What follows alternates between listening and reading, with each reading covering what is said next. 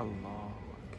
صلوا عليه وسلموا تسليما. اللهم صل على محمد وعلى آل محمد. الله أكبر، الله أكبر، الله أكبر.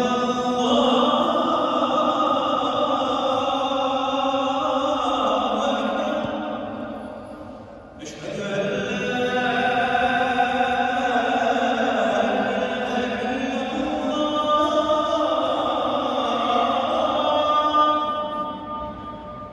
أشهد أن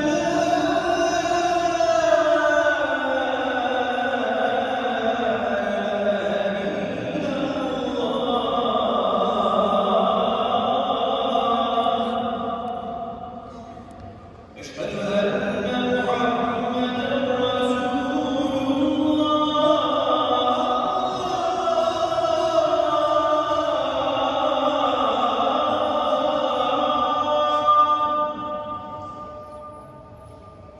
أشهد أن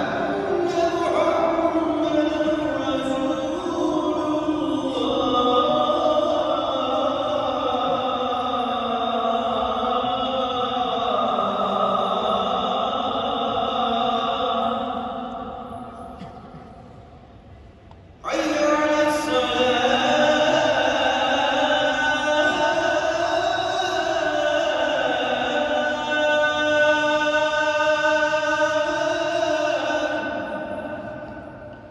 حي على الصلاة.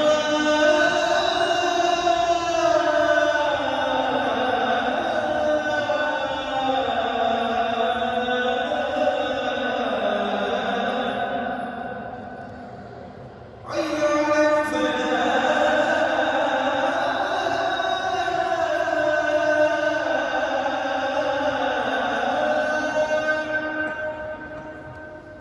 حي على الفلاح.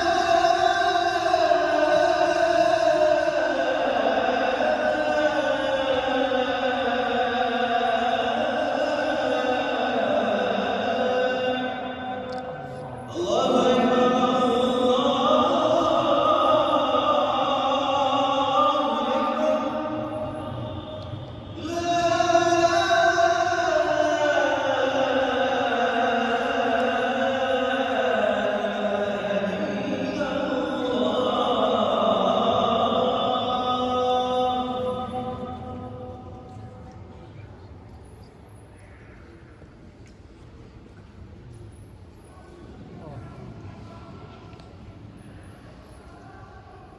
إلا إن الحمد لله نحمده ونستعينه ونستغفره ونتوب إليه ونعوذ بالله من شرور أنفسنا ومن سيئات أعمالنا. من يهد الله فلا مضل له ومن يضلل فلا هادي له.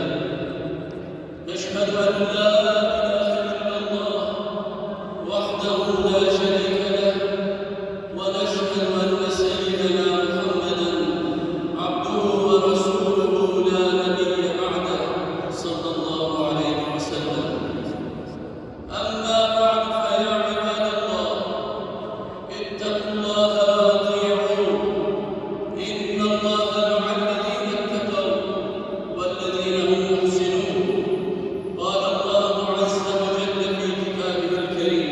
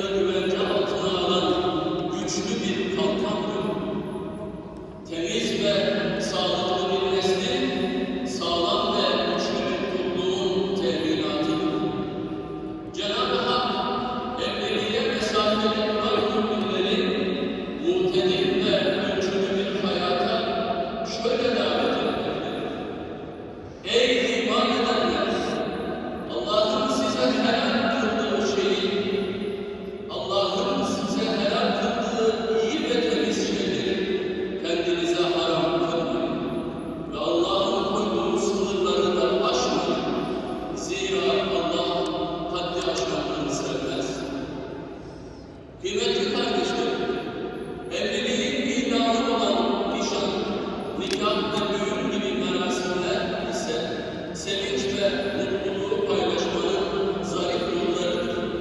Gönülleri kaynaştırmanın, birlik ve beraberliği güçlendirmenin, dostluklar pekiştirmenin nadide fırsatlarıdır. Her işimizde olduğu gibi nişan, nikah ve düğün merasimlerindeki ölçümüz yüce dinimiz İslam'dır. Dinimiz düğün merasimlerinde erkeklerin ve kadınların kendi aralarında mahremiyete riayet ederek meşru sınırlar içerisinde eğlenmelerine izin vermiştir.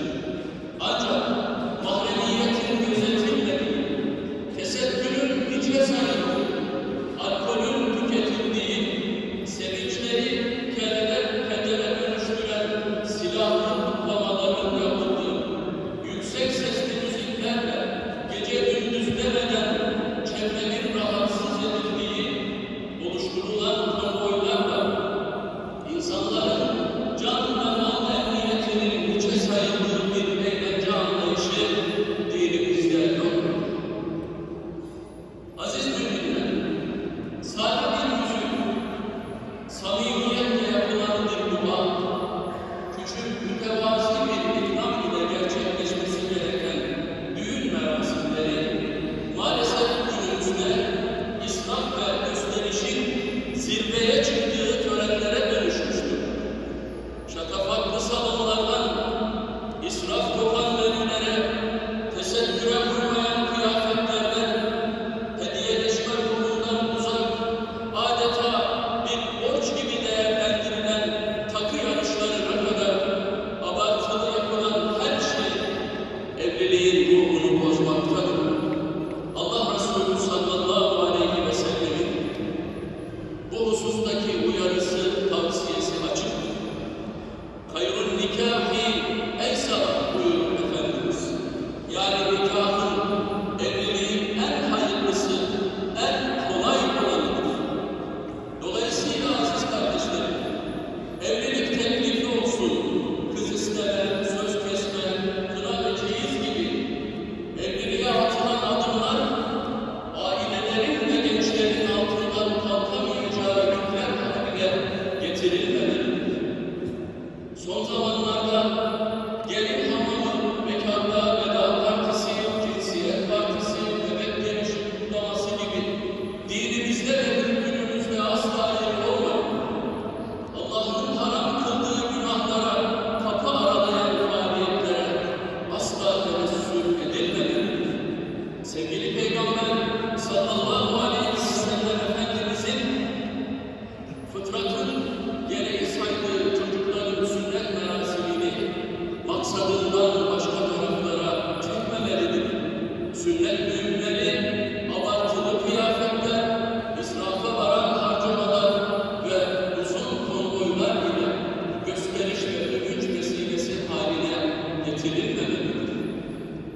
Değerli müminler, unutmayalım ki evlilikler sadelikten uzaklaşıp gösterişe dönüştükçe ağır bir yük haline gelmektedir. Bu durum da gençlerimizi evlilikten soğutmakta